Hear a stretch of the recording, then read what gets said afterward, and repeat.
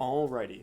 Hello, my name is Kyle Electron, and I wanted to do something a little bit different today and that I haven't really done a video for previously, but I'm going to do multiple videos of going forward, which is going to be talking about the Magic the Gathering lore, the story, the property, the franchise, the universe that lends itself to the card game Magic the Gathering. So Magic the Gathering is the collectible or trading card game. It's kind of the pioneer. It came out in 1993. But even people who don't play the card game or only play it a little bit here and there still can get very invested in the story, especially as there's more ways going forward to interact with this universe without having to even pick up any of the cards physically or digitally on their free-to-play Magic the Gathering Arena game, which is now available on Mac. I know there's some people who are going to be interested in this. I'm especially making this video, or rather, I have a specific audience in mind because I'm going to be running a D&D campaign set in one of the Magic the Gathering planes. And so I'm going to be sending this to them. But I know a lot of people are going to be getting to this game for the first time now and wondering, where do I start with the story? What does it mean? And I'm going to take you through that. But before we start talking about the specifics of Magic, I just wanted to say I might be referencing some other properties that you might be familiar with and drawing comparisons. For example, with Marvel, here we got three different Spider-Men, three different Spider-Mans from different movies. You'll notice that they're kind of all from different timelines, different reboots of the franchise. Magic's story has more or less kept one timeline, hasn't necessarily had any hard reboots of the events. There have been little bits here and there, but so far it's mostly been one continuity, which in some ways makes it easier to follow. But on the other end, that means, oh my gosh, for the years that Magic's been around, everything is canon. But we're starting to get more and more depictions of Magic the Gathering world, and so there'll be some more diversions there. So basically, don't worry about trying to learn the specifics of Magic the Gathering story from 1993, which is before I was born. Just pick up from wherever. Now, I'll have a slide talking about where to start in terms of getting used to things. But some other concepts I just wanted to point out, like Star Wars, there's multiple planets in Star Wars, right? They're all part of the Star Wars universe, but Tatooine, which is the desert planet that Anakin and Luke are from, has its own ways of life. There's people there that have always lived there, and it's pretty different from a planet like Naboo or Coruscant, which seem to be covered in cities, right? Where versus the vast deserts of Tatooine, these are different planets, different locations that are fully formed within the larger Star Wars universe. They're both independent and existing within the same Star Wars story world. These are going to be kind of piecewise little things to kind of get your mind primed.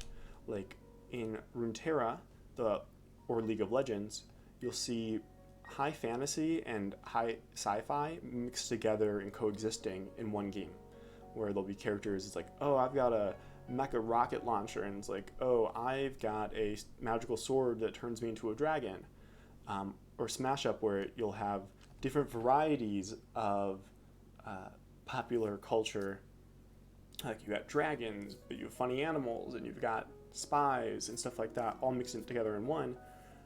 Magic the Gathering has certain elements of this, and I'm going to tie these concepts together. Don't worry, I'm just, again, getting you used to seeing some of these things, as well as how Pokemon, which is independent from Magic, but the card game borrowed a lot from Magic the Gathering, since Magic the Gathering was the original TCG, and Pokemon in the US had to be licensed through the same people initially, but that's a story for another time. So when I'm going to be talking about the Magic the Gathering lore and story, there's three main components I want to hit on.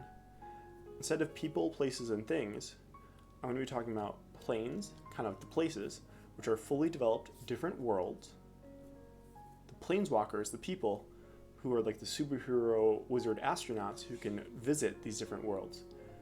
And last but not least, the 5 colors of mana, which are kind of provide the framework for understanding characters, places, and all the things both in the Magic story and in when you're playing any of the associated games associated with Magic the Gathering, not just the original card game, but you'll see it in a lot of places. It's Magic's language of elements and ideals, as I stated there. But I'm going to go one by one with each of these to give them the attention they need. This video is going to be hopefully not super duper long, and so I'm going to go vaguely briefly, and I'll do a whole different video on the 5 colors of mana later. So planes. The planes are the self-contained worlds, as you can, kind of like the planets in Star Wars, but unlike Star Wars where, okay, there's the people on Tatooine and they can get on a spaceship and go visit Hoth, the snow place, right? The worlds are very different, but they can go visit each other, and the people on Tatooine know that other worlds exist and can go visit them. In Magic the Gathering, these are different planes of reality, and the residents of Amonkhet, for example, which looks kind of like Tatooine in that it's covered in deserts and very sandy, don't know that the people of Ixalan exist. They don't know necessarily that other worlds exist, and they can't travel to them, right? They can't get on a rocket and go visit the other places. These are separate planes of existence. Each world might have a variety of cultures within them, like on Ixalan, there's like multiple continents that people can go and visit, but they can't, and they can go visit the other continents, but they can't visit from this world to Amonkhet. Each world, each plane has their own people, places, and things, and as I said, people of one world don't necessarily know about the existence of these other worlds since they have no way of traveling to get there. So each plane also has its own rules, geography, and metaphysics. Like Mirrodin, and I'm not going to get into every single plane here, but Mirrodin is shaped like a planet, but it's got 5 suns, versus Theros, which it's not even like a globe, it's like a flat disc thing that's barely 3-dimensionals. It's like Magic's take on Greek mythology. There's common threads throughout all of these worlds that give things the Magic the Gathering flair, but they pull from a lot of different influences. I'm going to show you a bunch of different Magic art real quick. So you can see like, oh, this world is covered in cityscape. And this one's pretty popular because there's a bunch of different factions called guilds. This plane is called Ravnica. But you can see that there's multiple distinct, diverse cultures within this one world, this one plane. And so it's not homogeneous by any means. None of these planes are homogeneous, but they are self-contained universes, each and every one of their own. On the other end of the spectrum, where Magic is going to usually be in different flavors of fantasy, here you might see, okay, there's a world that pulls largely from horror, gothic horror, like, oh, we got zombies and werewolves and stuff like that, or maybe even cosmic Lovecraftian style horror where you take Magic's creepy eldritch beings that freak people out, and the art is always high quality and it's always from a bunch of different places. And then maybe we spend some time with this thing and then later go to a world that's much more purely Arthurian fantasy, with knights and courts and different elements to it. Magic never goes really hard sci-fi. This is Magic's like clean steampunk world, which also takes influence from India in a few different artistic senses. And so even if you're not vibing with any of the other worlds, you'll find a place that you like. Sometimes Magic can get a little bit silly, and there will be different elements that are common between each location and weave through each world. For example, on most Magic the Gathering planes, goblins are pretty common, and they're always kind of like mischievous little monsters that like to break things or do other things. But in different worlds, Magic's goblins can look very different. So on one plane, they might look like this and have spikes on their back, but on another plane, instead of their ears being pointy and back like this and their skulls in that shape, they'll all have like beards or look even more distinct. Spice 8 Rack does a really great video on the differences between goblins on the different worlds in Magic's lore. And even if you're not super familiar with Magic the Gathering, this can be kind of a cool video because it'll bring you through a lot of the different planes and say, this is this plane's identity, which is why the goblins look different. This is why the goblins look this way. So I mentioned that the people on any given plane are stuck where they're born, stuck on the plane where they exist, and don't necessarily know about the existence of other planes. Well, Planeswalkers, who I described earlier as the wizard superhero astronauts, are the exception to that rule. About 1 in a million people, or sentient beings, are born with this trait called the spark that gives them the potential to travel between the different planes. So someone might be born on Amonkhet. Let's see, do I have Samut here? Yes, it's like born on the desert world and then is able to travel to different worlds. And because they're so rare, not everyone knows about the existence of these types of people. And we as an audience usually will find that most of our heroes and villains that span storylines will be this type of character because we can follow them through multiple locations and as they adventure through multiple worlds. So a lot of them are recurring characters with more developed personalities and clear power suites. Like Chandra is like, oh, I use fire all the time, versus someone like Cura who summons giant sea monsters, or someone who's a mind mage, there's a bunch of variety there. So I'm going to talk about the card game super quick because I haven't talked about it all yet, and you might be wondering how these story ideas are manifested in the card game. When you're sitting down to play the Magic the Gathering card game, you're not actively role-playing with your opponent. It's not like, oh, I am this person, etc., etc. But thematically, you are a planeswalker. You're one of these people who can go between different worlds. And your deck of cards that you've assembled holds, as it's called a library, you call it your library, it's the collection of different spells and creatures and locations that you visited as you traveled throughout these different worlds. So your deck of cards can contain creatures from one world and from another one and mix them together. And that's kind of how that's represented in the story. There's also cards for other Planeswalker characters that might be your friends, your allies that you summon along the way. They're like, hey, come help me out. Teferi is a recurring character, one of the main characters in the Magic story, and so there's multiple cards in the game that represent you calling him up to have him come over and help you in your battle to the death against another Planeswalker. So it's you versus another Planeswalker. And as the card game is released, you'll have different booster packs, different expansions, which each take place in different settings. So we might have Theros, which is like the Greek mythology world, and so we'll get new cards from that world, or maybe, and then might have some more later where we revisit that world.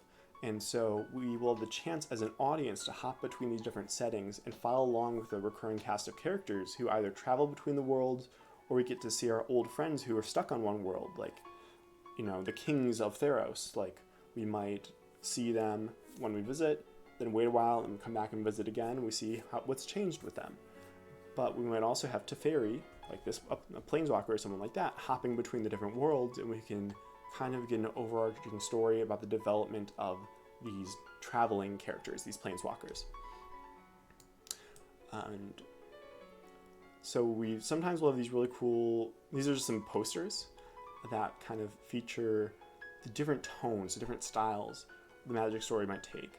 Like this 80s adventure style poster for Magic the Gathering's Ixalan set showcases how there was this world with dinosaurs and vampire conquistadors and Mesoamerican themes and pirates and this age of exploration feel. And it was a different tone from War of the Spark, which is Magic the Gathering's version of Endgame, more or less, Avengers Endgame, where we just had a bunch of these superheroes all mashed together, a bunch of these Planeswalker characters. And there's a reason for it, obviously, in story, but you can see, like, this character is Vraska. She appears here. She looks very different on this. Like, she usually looks more like this on the Ixalan poster, but she was on this world and showed up in the world where this event took place because she can travel between the worlds. Versus someone like this random pirate, she would not be able to leave the world. I just noticed the little Jace on the poster. That's so cool. Jace is one of the main recurring characters. Yeah, so a bunch of the characters you would see on this poster, you might see again in the future in different worlds or different sets. The one that my mouse is over currently, Gideon, you would not see because he is dead. But you would see he would show up on multiple card arts, like his individual Planeswalker card, some other story events that like a lot of the major story points get hit and have cards to represent them in the game. But they aren't only told through the actual cards themselves. I'll talk later about where you can find these things. But you can see here, it's like, okay, after Gideon died, they made a statue of him, and it has its own card, and it was a very emotional moment because he's been around for years. The community got really attached to this character, but during this cataclysmic finale, this final event, he ended up perishing. So like I said, the story of this is actually told relatively little through the card game itself. A lot of the major story beats and all the major characters will show up on cards that you can play with. And so if you're building a deck, you can represent your favorite characters or some of the places and objects that you'd find. But a lot of it is expressed through written story. It used to be free written story on the Magic the Gathering website, and so there's kind of years of archived Magic story on there. Now we're going back to the model of usually getting novels or novellas with each expansion released. So the Wildered Quest was the novel released alongside Throne Eldraine. It was about like a $5 ebook, and it was really, really good. But also, we're very shortly going to have a Magic the Gathering Netflix show that was announced. It's being produced by the Russo brothers, the same people who produced Avengers Endgame and stuff like that. And so we'll start to get more diverging canon because it won't necessarily be picking up and following along the same storyline exactly as the expansions come out, like the books would. But also, like I mentioned before, I'm going to be doing a D&D adventure set on the magic world of Theros. So the Mythic Odysseys of Theros book is out. They've had a few different D&D releases, and a few more have been announced. But there's also like people who cosplay as the characters. Like this is Christine Sprankle, who does awesome cosplay. Here she's dressed up as my favorite character. And there's also some like free mobile games like MTG Mana Strike, MTG Puzzle Quest. Magic Puzzle Quest is especially interesting because you can play through stories. Like there's a story mode that will help you really get to know the characters, and they have a lot of different biographies and stuff in there. So if you're not sure, if you're like, oh, I'm not sure if I would like to play the card game or how I'd like to engage with this, this is a match-em puzzle game like Bejeweled or Candy Crush type of thing, but it also mixes in some of Magic's deck building elements and characters. And then Magic Legends is a role-playing game in the style of Diablo that'll be coming out soon.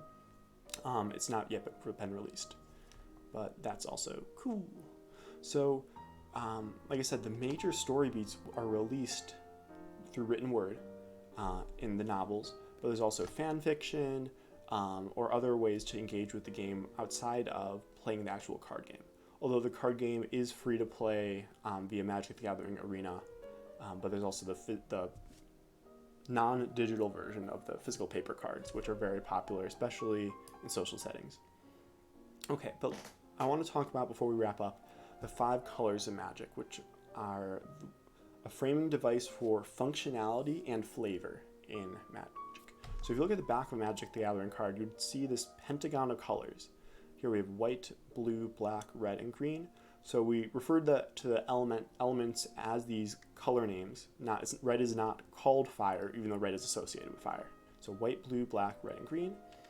And they each have in-game functionality associations, as well as thematic associations. Like white is the color of protection and order. Blue, the color of deceit and intelligence.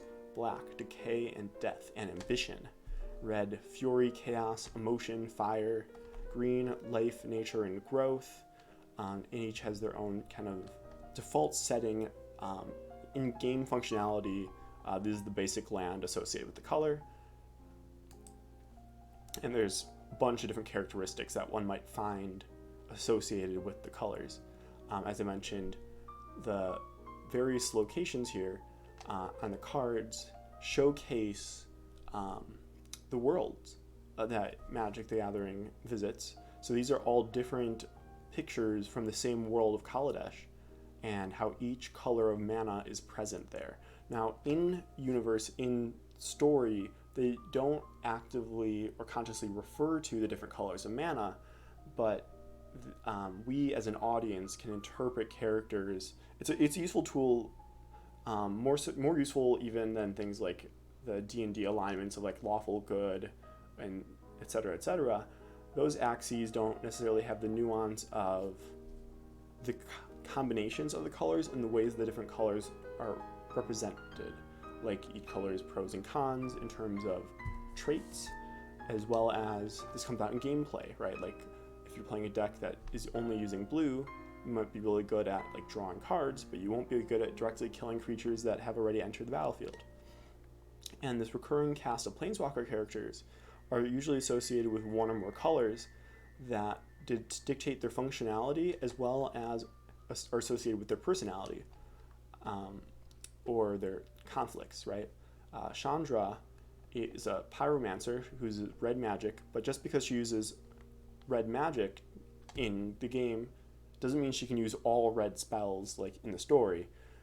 She's mostly focused on fire and fire elemental things, but red magic can also be associated with things like lightning or with earthquakes. But Chandra doesn't do those things, but she does do fire magic, pyromancy. And so some planeswalkers will be associated with more than one color, or vary back and forth. Like Sorin here is a vampire dude, and he's sometimes just mono black, but sometimes he's both black and white. Those specific details are less important for this discussion, but when people are talking about the 5 colors of Magic, just know that it's kind of like the building block of how people assemble their decks in terms of functionality in game, but it also is a really useful classification tool of thinking about, okay, this character really enjoys order and life and strengthening their group of people, but what is the downside of someone who's fully invested in the philosophies of white, of order, where they might be too resistant to individualism, which is where it conflicts with black's ideals of trying to further yourself no matter what the cost. So, to wrap up, the fundamental story components for Magic the Gathering involves these different worlds, these planes, which each have their own distinct identity, have their own people, cultures, worlds, that in and of themselves could be a whole story, right? Any given Magic world has a rich enough environment, rich enough characters on it to warrant its own novels or stories, settings for other games. But the Planeswalkers exist who can travel between these worlds and can sometimes give us storylines that can cross between the different planes.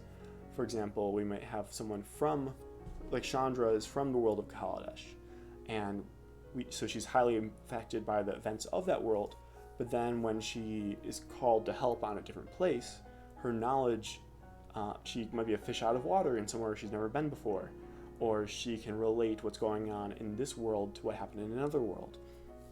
And sometimes she'll make friends or enemies with other planeswalkers, and then they might be working together, traveling different worlds, or following one another, trying to stop them. And the 5 colors of Magic, which gives us ways to discuss the character's powers and motivations outside of its inherent functionality and ties to everything in terms of gameplay. So if you're interested in learning more about Magic the Gathering, story, lore, etc., I'm going to be making more videos about this. I'm going to be going in depth on individual characters and individual worlds and what the different colors of Magic actually mean. But if you want to start doing reading, that's the best way, or that's the place where you would get to experience a lot of this lore for yourself. But you can also find lots of other YouTubers. I'll link some in the comments or in the description of some other great places where they do like short videos saying, hey, you want to learn about this story in Magic? Here's a summary. And I'll be doing a little bit of that as well. I actually have another slideshow already made because I've been teaching my partner about this stuff. But last year, so I'm recording this in summer 2020, but about a year ago, Magic wrapped up its multi-year storyline. Around the same time that Avengers Endgame happened, Magic had its own kind of version of that coincidentally around that time. And they had a storyline that began with Magic Origins and went a few years and ended with Magic the Gathering War of the Spark. So if you're looking for like a solid start and end place for a Magic the Gathering saga thing, Magic Origins is a good place to start. It introduces you to the backstory of the main 5 characters or the main 5 characters from for that time period. They weren't the only characters, but they're the main ones. They were kind of like the Justice League. And if you're looking for a specific, like, kind of standalone, if you're like, I want to read some Magic story for free, but that's not necessarily waiting for the payoff or the investments of other stuff, the Magic the Gathering Ixalan stories are pretty standalone and excellent. They have really good character development. You don't need to know a whole lot of back knowledge about the characters. Basically, one of the characters, Jace, is kind of the point of view character for a lot of the story, and he actually loses his memories of the past. So you don't have to know about his past. If you know about his past, you get some Easter eggs of things that might be referenced or maybe understand the greater implications later in the story. But it is standalone enough where it's truly, truly excellent, and it's within this arc of starting from Origins to their version of Endgame, but it's a standalone within that time. If you're looking for something a little bit more current, like I said, they moved to the model of novels and novellas, and they're kind of laying the groundwork for whatever their next overarching story will be. The Wildered Quest by Kate Elliot is the first Magic story after their endgame, and so we're introduced to some characters basically for the first time. It's standalone. It's in the world of Eldraine, which is a mix of Arthurian legends at Camelot meets Brothers Grimm fairy tales type stuff, which is an incredibly cool world, very vibrant, and she brings the characters to life very excellently. I really enjoyed this book, and so I think it was like $4 or something for the ebook. So I definitely would recommend that if you're looking to find something more current to start. But there are other resources that have compendiums of Magic story or even summaries, like the Magic the Gathering wikis or MTG lore, which is run by Carrie, and they do an awesome job. And I know Jay from the Vorthos cast had a thread somewhere where you can find like links to a bunch of other stuff. So I'll try to link a lot of that in the comments, but I'm planning on making a Theros, like a Plane of Theros summary soon, because I need that for my D&D players, and for anyone else who's getting the Mythic Odysseys of Theros book and wants kind of a rundown of what is this world. So because this video is kind of vague and rambly, I'm sorry. Most of them will be a little bit more focused. But this one is just kind of a preview of what does this world look like and feel like, and the answer is complicated because it's definitively a collection of worlds and characters that are both standalone and sometimes mixed together through the Planeswalker characters. But overall, I love this game. It's been around and it's just good. So anyway, that's it. Like if you want to see more videos about flavor, subscribe if you want to basically encourage me to make more videos like this. Subscribe if you want to see those when they come out. Thank you.